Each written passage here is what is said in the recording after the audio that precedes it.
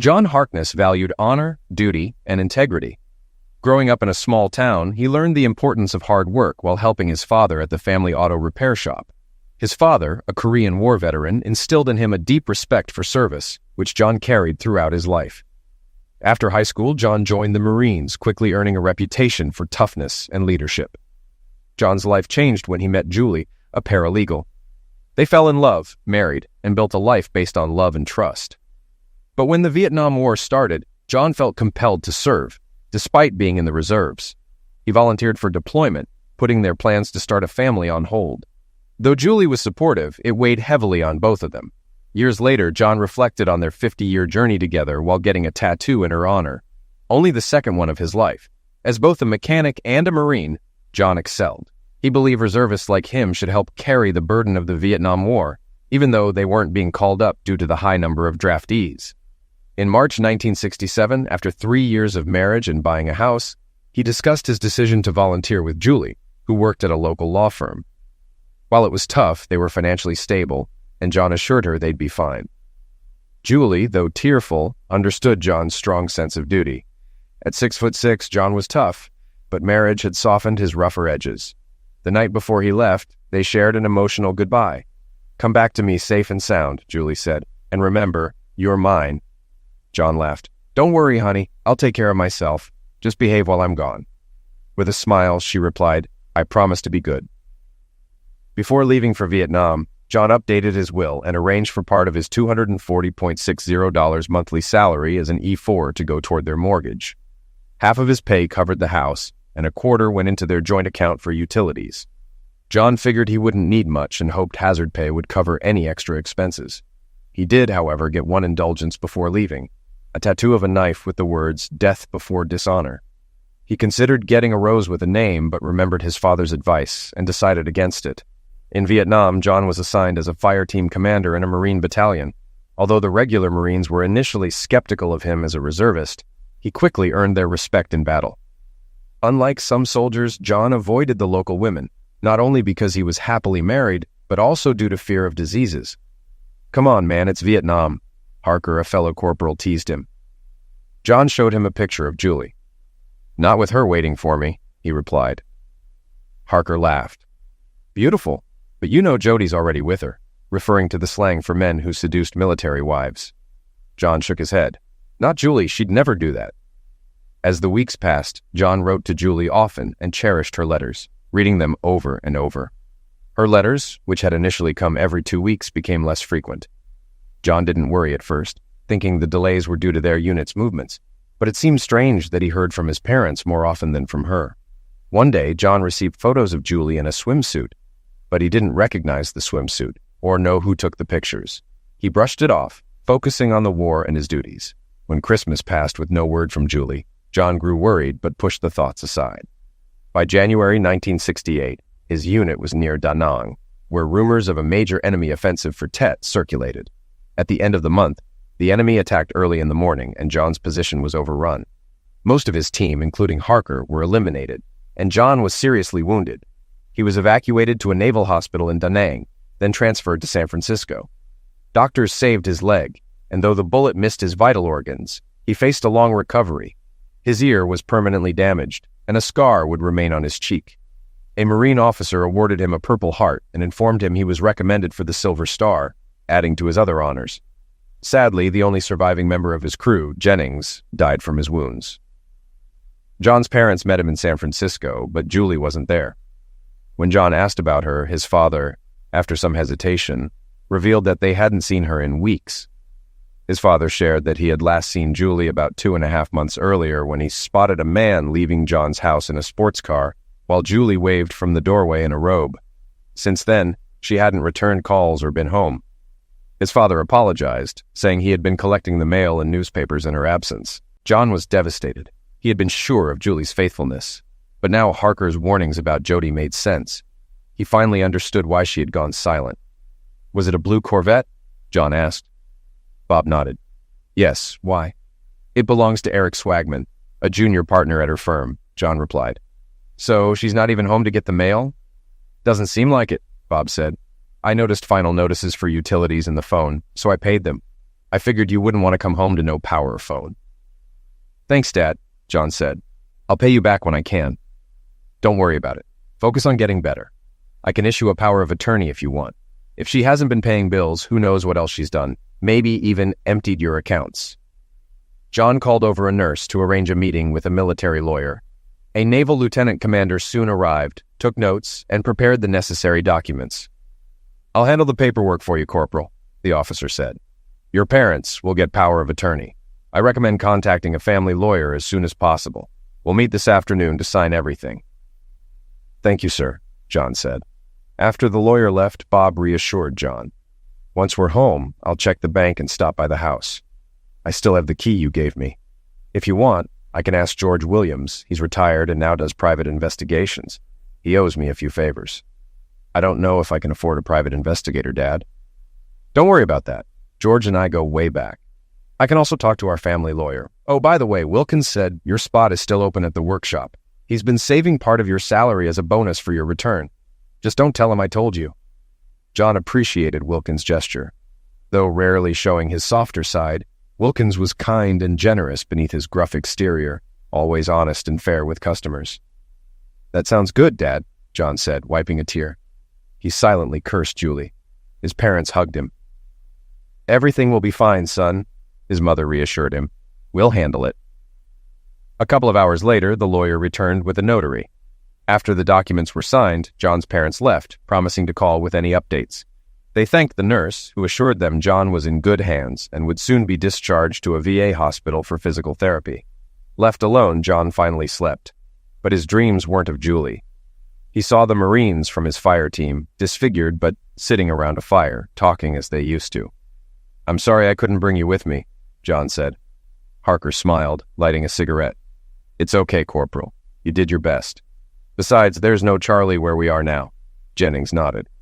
Parker's right. I'm just surprised any of us made it out of there. Yeah, Johansson chimed in. It was only 10,000 of them against the 4 of us, right? Trujillo laughed.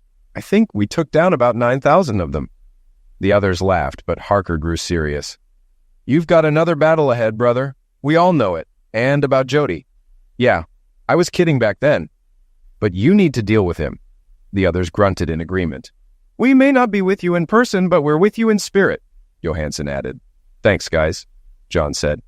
See you, Harker replied with a smile. John woke up in a sweat.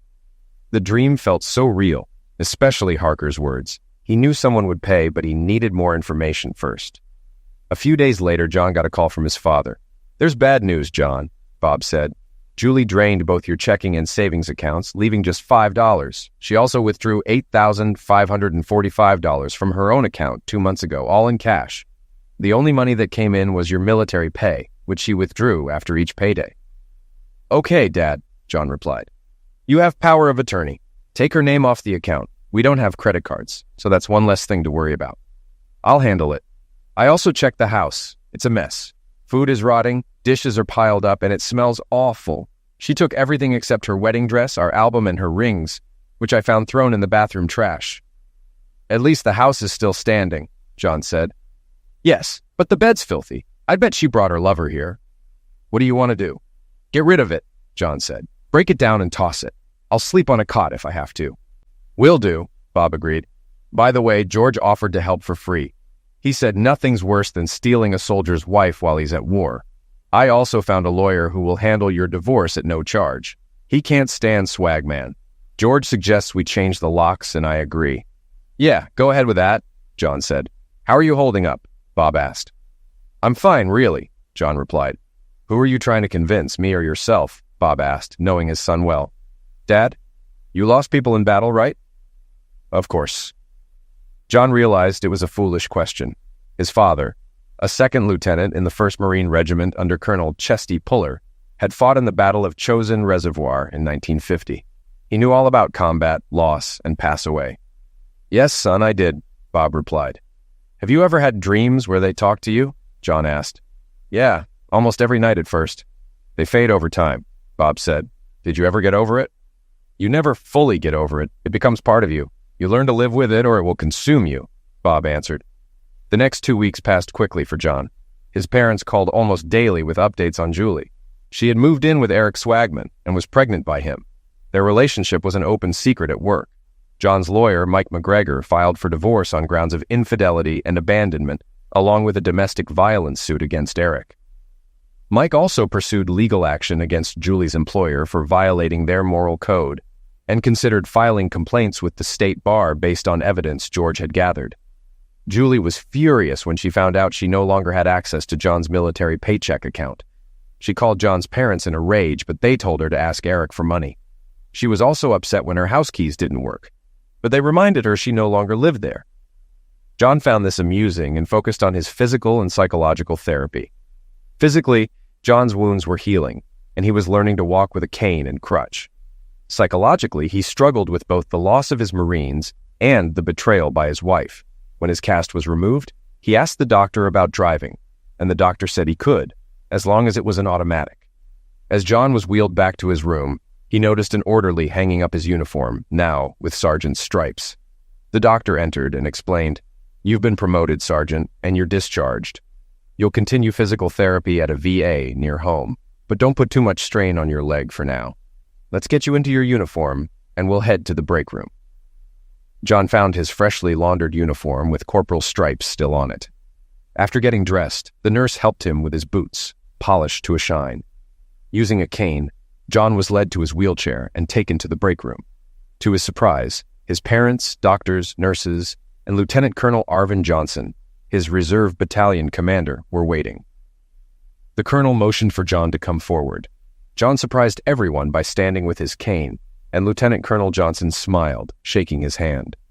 He then read a promotion order, officially appointing John as a sergeant in the Marine Corps Reserves, adding, "And may God have mercy on your soul," which drew laughter. John's parents proudly removed his old stripes and attached the new ones. Then Lieutenant Colonel Johnson read another citation, presenting John with the Silver Star for his bravery during the Tet Offensive in Vietnam. On January 30th, 1968, Corporal Harkness had led his small team of Marines in battle against overwhelming enemy forces near Da Nang, continuing to fight despite being wounded and ordering his men to hold their ground. His leadership and courage had significantly contributed to the defense of Da Nang, earning him the Silver Star. Lieutenant Colonel Johnson placed the Silver Star medal on John's chest and shook his hand. "God bless you, son. Your experience will be valuable for training our men." John's mother hugged him, tears in her eyes. "I'm so proud of you," she said. Bob wiped away a tear and shook John's hand. "Me too." After packing his belongings into a sea bag, John changed into his Class C uniform, khaki shirt and green pants. Marines couldn't wear green uniforms off base. He met his parents, and they headed to the airport. When they arrived home, John no longer saw it as a true home since Julie's betrayal, but he appreciated the privacy. His parents stocked the fridge with beer and snacks, and his mom made his favorite dishes, including lasagna. John changed into jeans and a t-shirt, unpacking his things. At the bottom of his sea bag, he found something he'd nearly forgotten, a large Bowie knife he had discovered in Vietnam. The worn scabbard had a winged creature holding a sword, with faint words that looked like March au Crève. Though unsure of its origin, John valued it as a souvenir and planned to learn more about it. Later, he called his lawyer and George to arrange a meeting at his home. He rested and then decided to check on his prized pickup truck. It was still in the garage and appeared in good shape. After checking the fluids, he managed to start it with some effort and let it run smoothly. He planned to change the oil and give it a tune-up soon. After looking around his property, John grabbed a beer and sat in a rocking chair. His leg hurt, so he relaxed with the TV on for background noise. Not recognizing most of the shows, he settled on a game show. Then, he called Wilkins to let him know he was back. "About time," Wilkins barked. "When can you start?" John explained his situation with Julie and his physical therapy. "Take all the time you need, son. Just glad you're home. These guys could use your expertise. Stop by this week. I've got a small return gift for you." "I'll be there," John said before hanging up. Later, Mike and George arrived. John greeted them, offered beers, and they sat in the living room. "Good to see you, John," George said. "Congrats on your award. You deserve it. Now, let's get down to business." He pulled out a reel-to-reel recorder. "I've been watching Julie and Eric. One night I followed them to a steakhouse, got a seat near them, and recorded their conversation." George played the tape. Eric's voice came through first. "So, Julie, have you thought about my proposal?" "I don't know, Eric. It's bad enough I cheated on John and am pregnant with your child. I just don't think I can convince him. Come on, baby. If anyone can, it's you. He's probably desperate right now, willing to do anything to bring you home, Eric replied smugly. You don't know John. He'll never agree to raise this child or share me with you, Julie said. No, we won't let him touch you. Look, I'm not cut out to be a dad. John would do a better job raising the kid. If he doesn't agree, we'll threaten him with divorce, take his house, half his income, and demand alimony and child support. I already have the documents ready, Eric said. George paused the tape. They seriously think you'd let that happen? John asked, shocked. There's more, George said, restarting the tape. I don't know, Eric. John won't go for this, Julie said again. He's so in love with you, he'll do anything, Eric said. Unless you still have feelings for him? I do, but not like before. Besides, you're better in bed, Julie replied. John blushed, feeling bitter about loving such a two-faced woman. I wouldn't have left you for Vietnam. What kind of fool does that? Eric sneered. John felt the urge to punch something. You're right, Julie agreed.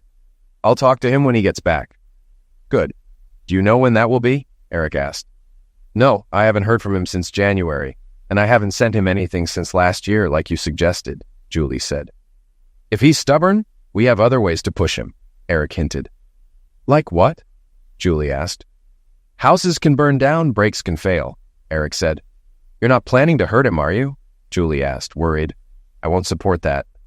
Don't worry, you won't be involved. If something happens, you get everything and you're free, Eric said. Only as a last resort, Julie agreed. Exactly. We'll see when he gets back, Eric replied. George turned off the tape. That's a conspiracy to commit liquidation, John said. George and Mike agreed, adding that it could also be conspiracy to commit fraud and theft, since Julie drained John's accounts. I filed court papers on my way here and expedited the hearing.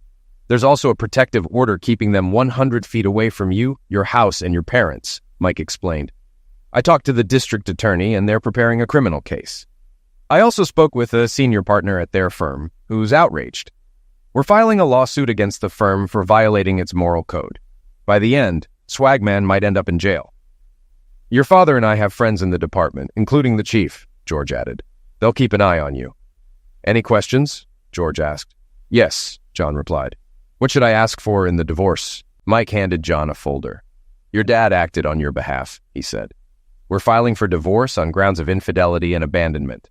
Since she earns more than you, there's no alimony. You keep the house and everything in it because she left and didn't pay the bills.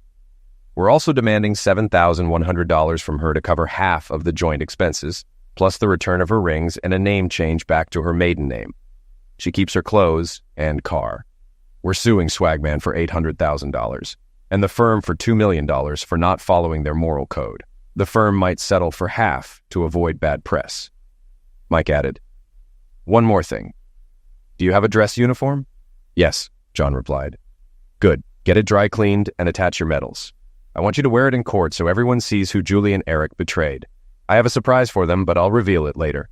Just let me know when, John said.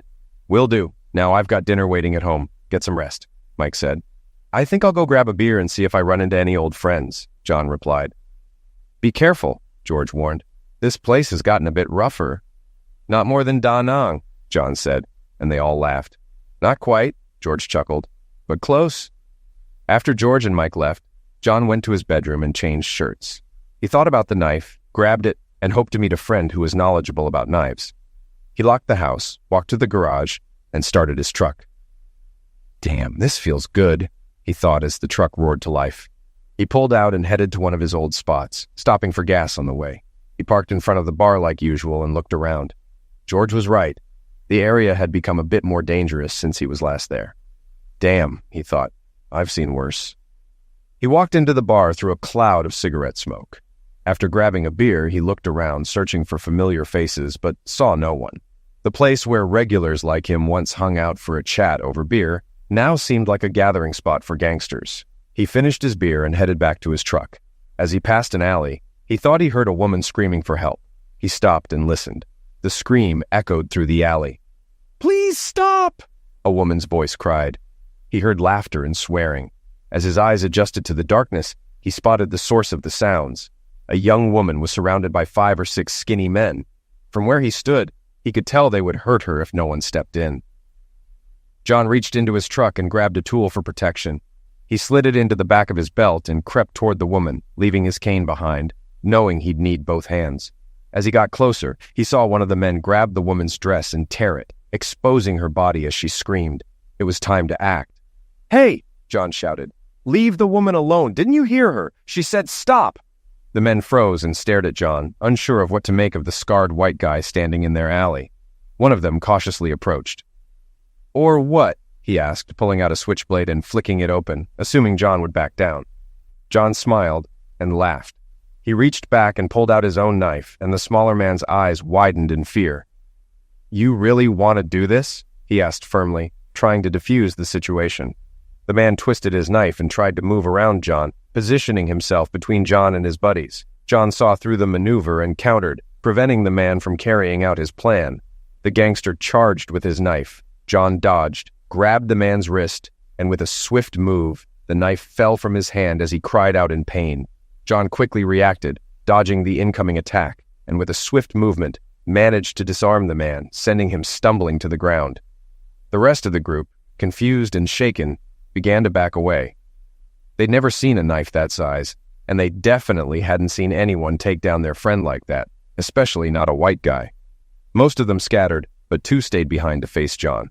Unfortunately, John didn't see or hear the man coming up from behind with a large wooden board, a nail sticking out of it. "Look out behind you!" the woman screamed. John turned just in time to see the board swing toward him, and everything went black as it punched the side of his head. He collapsed, bracing for another shot, but the man dropped the weapon and fled as red and blue lights flashed at the alley's entrance. John sat up slowly as a cop approached him. "Damn it, Harkness," the cop said. "Didn't George warn you this was a rough area?" "Yeah," John muttered, holding his head. "I guess I'm too stubborn to listen." The cop surveyed the scene and told his partner to call for a couple of ambulances. He grabbed 2 more pairs of handcuffs, went over to the men lying on the ground and cuffed them. Returning to John, he spotted the large knife beside him. "Now that's a knife," the officer said, picking it up. "Where'd you get this?" "I picked it up in Vietnam," John replied. "Hand it over," the officer said. "Got a case for it?" John pulled out the leather sheath and handed it to him. The officer examined it closely. "Foreign Legion. Seriously?" he asked. "Marines," John said. "Just got back." "I know you were in the Marines, John. I'm talking about the markings on the sheath. That symbol means French Foreign Legion, and the words under it mean march or die. This isn't standard issue. I bet it belonged to a French soldier once." He handed the knife back to John. "Better store this somewhere safe before a tough cop confiscates it. Maybe hang it up in a frame." John nodded. "Yeah, I'll do that." The woman, visibly shaken, approached the officer. "Please don't arrest him, officer," she said. "He saved my life. Those men were going to hurt me." The officer looked at her torn dress. "It's all right, ma'am. He's not under arrest, but he'll need to see a doctor, and we'll need your statement. I'll take him to the ER in my car and give my statement there. Is that okay?" she asked. The cop thought for a moment and then agreed. "All right, miss. You can follow me to the hospital," he said, calling over to his partner, who approached quickly. Another officer glanced at the handcuffed men on the ground and whistled. "Damn," he said. "Isn't this Juan Mendoza, the gang leader we've been hearing about?" The first cop nodded. "Yeah, that's him." "And this guy took out all 3 of them?" the second cop asked. The first cop nodded again. "Seems like it," he replied. "Damn," the second cop muttered. By then, 2 ambulances had arrived, and the paramedics were loading the gang members onto stretchers. The first cop helped John to his feet. "You didn't get enough of this stuff in Vietnam?" he asked with a grin. John laughed, though it hurt. "Apparently not," he said. "All I wanted was to have a beer with my friends." "Well, this young lady will take you to the ER. Hand over your keys. My partner will drive your truck home, and I'll pick him up after we're done at the hospital," the cop said, pointing at John. "And stay away from this place. It's not what it used to be. The regulars hang out at Rockwood on the other side of town now." "Thanks, officer. I'll keep that in mind," John said. He followed the young woman, who introduced herself as Amelia Simmons, to her small Dodge Dart. "Aren't you the guy who earned the Silver Star in Vietnam?" she asked on the way to the hospital. "Yeah," he replied. "How do you know about that?" "Who doesn't? It was all over the news today," she said. "But what are you doing here? Shouldn't you be home with your wife or something?" John couldn't hold back and started crying quietly. He didn't know what hurt more, Julie's betrayal or the fact that strangers seemed to care more about him than his own wife. "Sorry," Amelia said. "I didn't mean to upset you. What happened?" John gave her the short version of his marriage ending, and she began to cry too. She pulled into the ER parking lot, found a space, and hugged him. "That's awful," she said. "That woman doesn't deserve you." Tears streamed down her face. John looked at her and asked, "Why are you crying?" "Those men were going to hurt or even eliminate me. But you stepped in when you could have died. You don't even know me, yet you were willing to risk your life for me," she cried. "I can never repay you for that." John hugged her back. "You don't owe me anything," he said. "No, I do. I owe you everything. You saved my life even when you were already hurting. So I'll do the same for you. No matter how long it takes, I'll help heal your broken heart," she said. "I promise, no one will hurt you again. Not like she did." "You don't even know me," John said. "And you didn't know me either," she replied. "But after tonight, I know all I need to. John Harkness, you're my hero, my knight in shining armor. I want to take care of you, hold you, and fill the emptiness in your heart. Please let me." John considered her words. He looked into her eyes and saw only love, no deceit. There was a beauty in her he couldn't quite describe, perhaps because of all the pain from Julie. In the back of his mind, he heard Harker's voice. "Come on, Corporal." "Sorry, Sergeant." John smiled, though Amelia didn't know why. "Okay," he said, kissing her gently. She hugged him tightly. "You won't regret this, John, I promise," she said. They entered the emergency room where the officer was waiting while the doctor examined John and Amelia. The doctor cleaned John's cheek wound and took x-rays. After reviewing the images, he looked at John. "You must have a jaw made of steel," the doctor said. Amelia was fine as well. John gave his statement about the evening's events, and the officer seemed satisfied. "John," the cop said, "Amelia's a good girl, but she's had it rough. Her parents died in a car crash a few years back, and she's been on her own since. Her last boyfriend was abusive. She finally left him, but now she's homeless and has been living in her car for 3 days. I know you've got your own problems, but maybe you could help her out. Heck, maybe you both can help each other." "Thanks," John said. "Maybe you're right." John was taken aback by what the officer said. Amelia hadn't mentioned any of her struggles, yet she had been there comforting him. He felt something he hadn't felt in a long time. Love, maybe. Whatever it was definitely better than anything Julie had given him. The officer handed him a card. "Call me if you need anything," he said before walking over to Amelia. "Follow me to John's house. I need to pick up my partner anyway," he said. She thanked him, and they left the ER. They drove to John's house in silence. John had a lot on his mind. His soon-to-be ex-wife had treated him like dirt. His fellow Marines were gone. And now there was Amelia.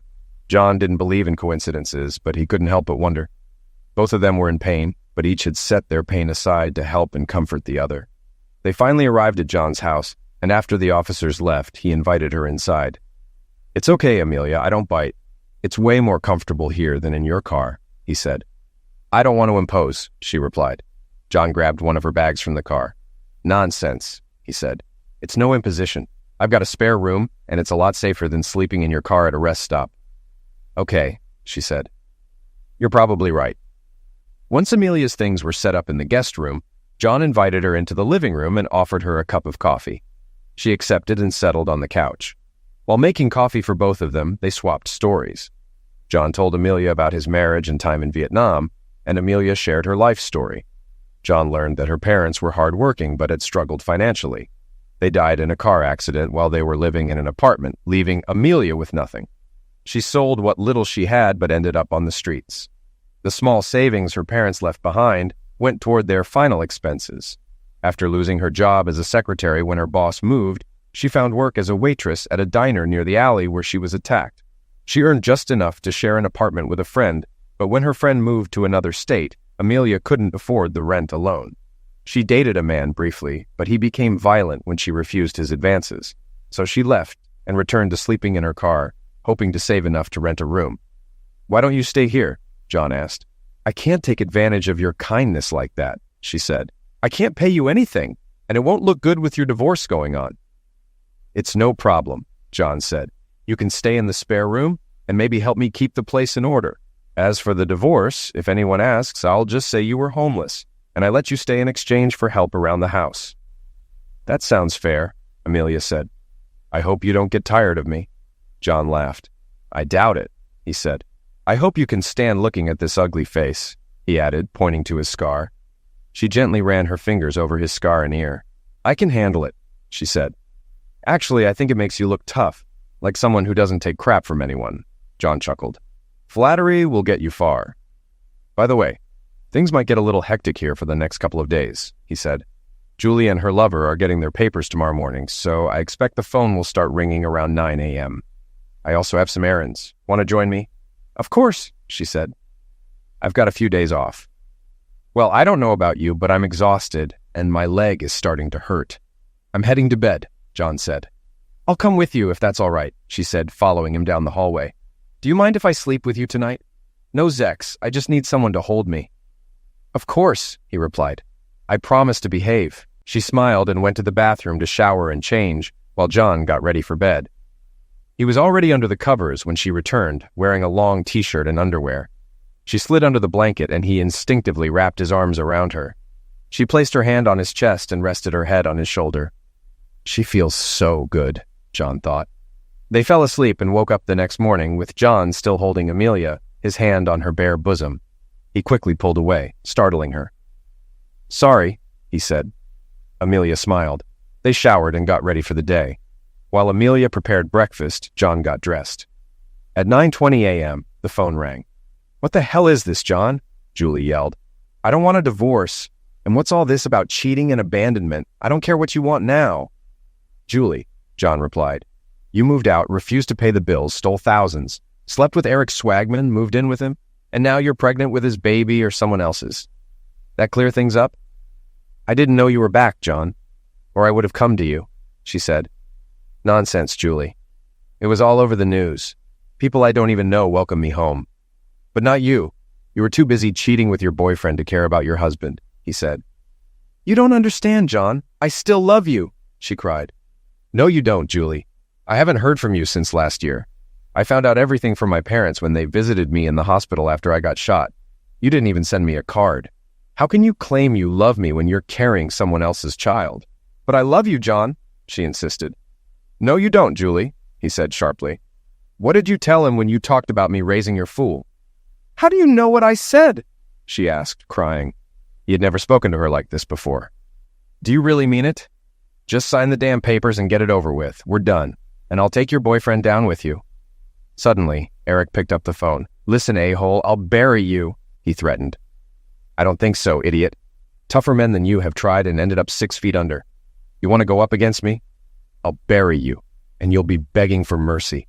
I heard you planning to torch my house and mess with my truck. Try it, and I promise you, you'll regret it. You'll be lucky not to end up in prison, John replied. We'll see, Eric shot back. Julie got back on the phone. John, please, let's talk this through. There's no need for a divorce. Eric and I have a proposal for you, she said. If you want to talk to my lawyer, John responded. Here's my proposal. Go to hell and die. He hung up and punched the wall. Damn her, he yelled. Amelia came up and hugged him. It's okay, John. She had it coming. They both did. Let your lawyer handle this. That's why you pay him. Calm down, please, she said. How can she say she loves me after everything she's done? John asked. I don't know, John, Amelia replied. It's obvious she's not in her right mind. Come on, didn't you say we had things to do today? Let's get going. You're right, he said. What's first on the list? She asked. I need to visit my civilian boss, get my dress uniform dry cleaned, and have the medals pinned on it. Then, buy parts for the truck and do some maintenance, he replied. Let's get to it, she said. We've got a busy day. But first, I'll call my lawyer, John added. Amelia agreed, and John made the call, telling Mike about Julie's earlier call. Yeah, I figured she'd lose it, Mike said. And Swagman looked ready to break something. I'll be curious to see what they come up with. By the way, I talked to Lee. He's meeting with the senior partners and board this afternoon. Also, make sure your dress uniform is ready. Trial's next Friday. Got it. Thanks, Mike, John said. I'm taking care of it today. I'll call if anything else comes up. They left the house and dropped off John's uniform and medals at the cleaners, giving detailed instructions on how to handle them. The owner, an old military vet, knew exactly how to do it right. Then they headed to old Wilkins's shop. Hey, boss, John said as he and Amelia walked in. Wilkins glanced up from a stack of papers.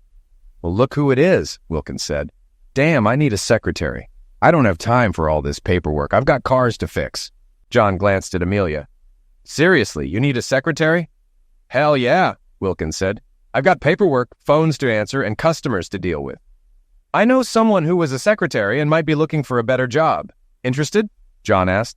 Hell yes, Wilkins said. John took Amelia's hand. Boss, meet my friend, Amelia Simmons. She was a secretary, John said. Wilkins looked her over. Think you can handle all this, young lady? He asked. Amelia nodded. Absolutely. I can type 50 words a minute, sort documents, take shorthand, work with customers, and even run the cash register. Wilkins considered her for a moment. Are you working now? He asked. Yes, but I'm a waitress and not making much, she said. Here's what I'll do.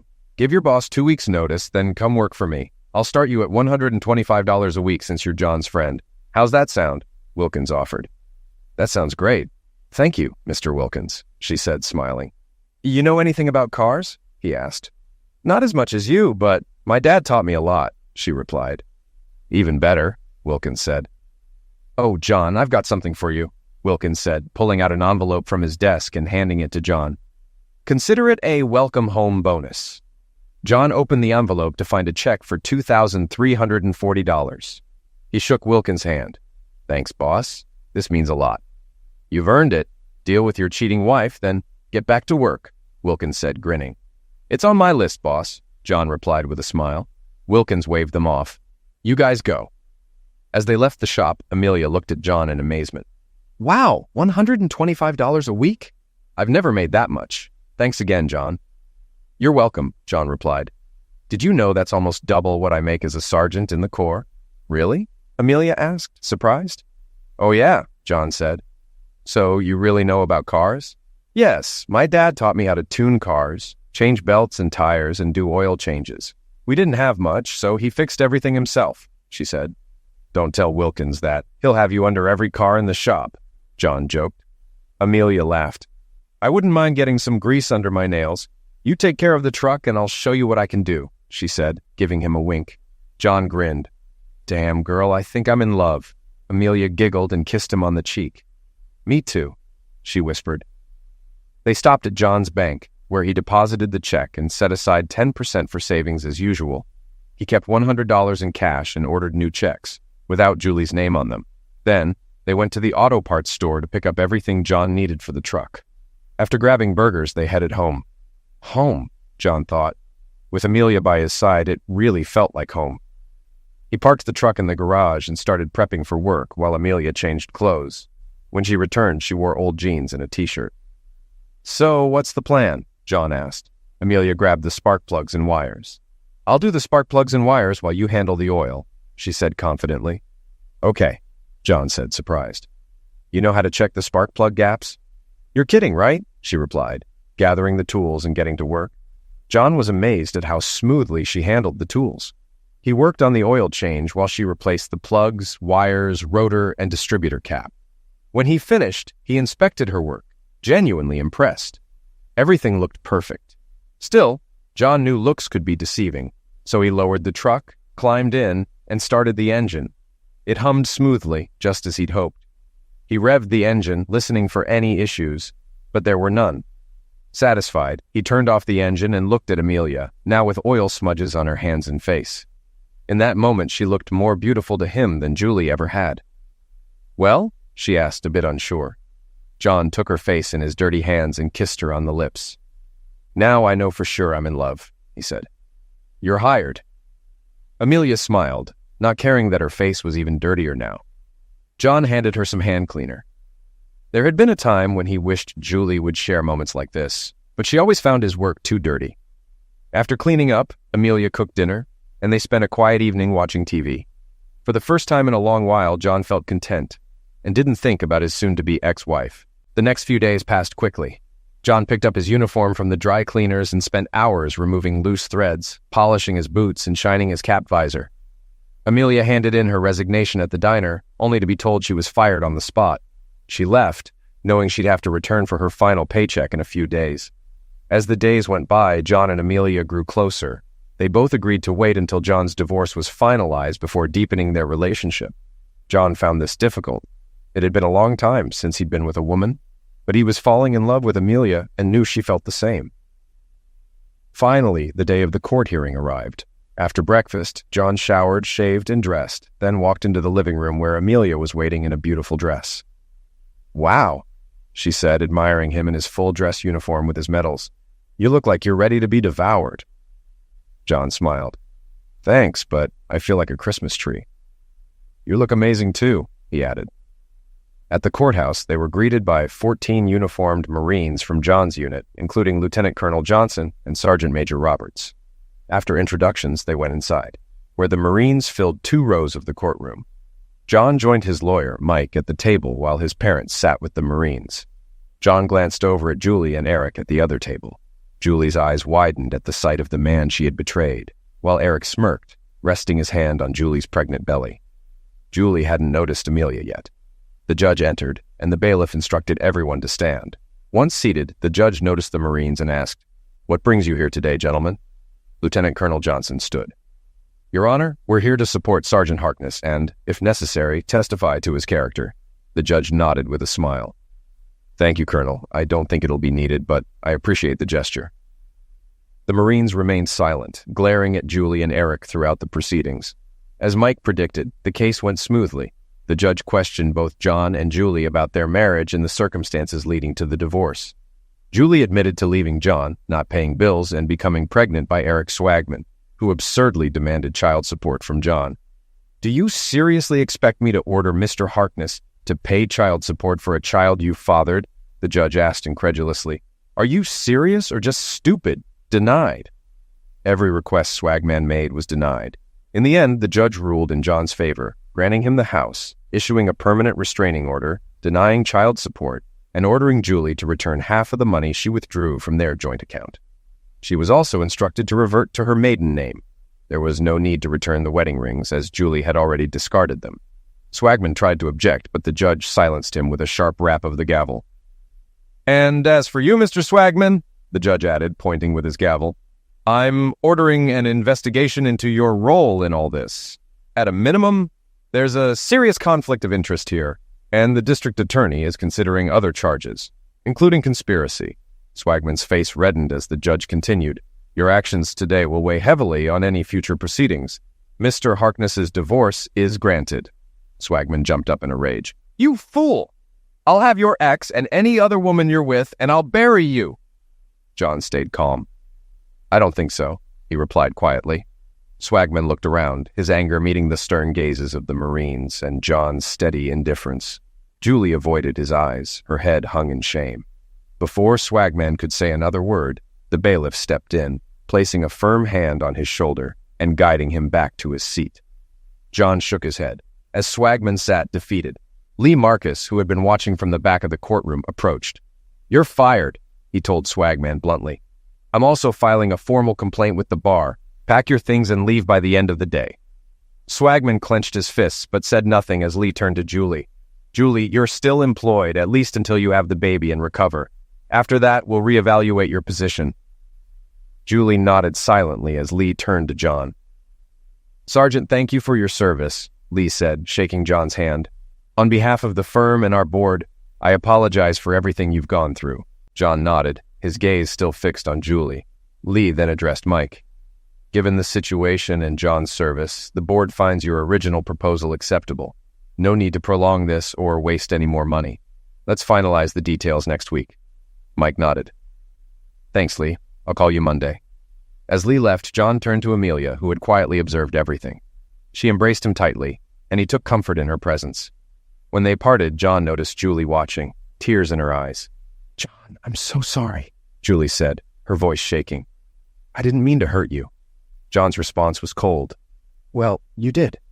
Julie wiped her eyes. "Why did it have to come to this?" "You weren't there, Julie. Eric was. You saw dollar signs and made your choices. Now you live with them," John said. Julie's voice was barely audible. "What's this about you raising my baby?" John's eyes narrowed. "Eric thought I'd raise your child while you stayed with him. It's ridiculous." "I didn't like the idea, but I considered it," Julie admitted. "I'm sorry." John just shook his head. Julie glanced at Amelia, realizing who she was. "I see you've moved on," she said bitterly. Amelia stepped forward. "I'm not just replacing you.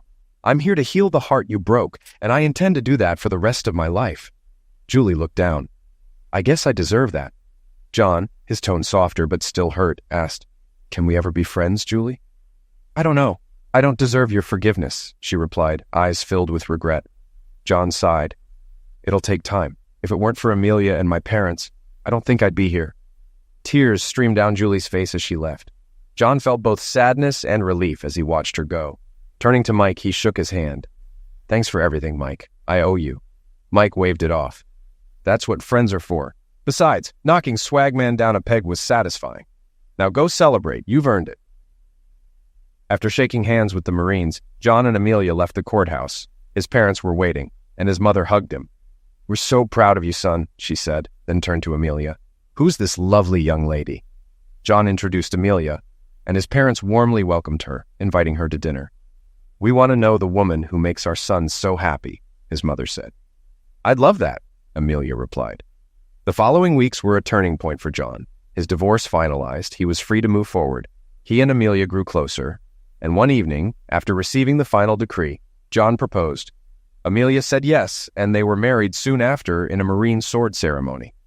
They continued working at Wilkins' shop, though they didn't need the money.